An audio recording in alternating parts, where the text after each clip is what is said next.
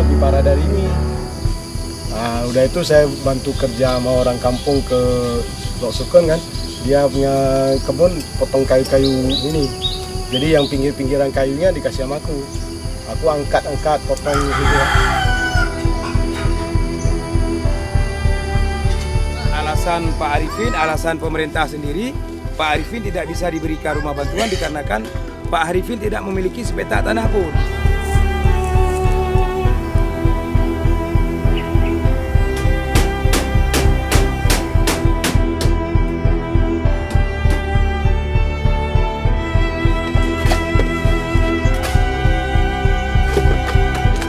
Senang aja, senang sama anak-anak ini. Dan anak-anak begat belajar soalnya adik tua. Alhamdulillah sekarang kita punya rumah.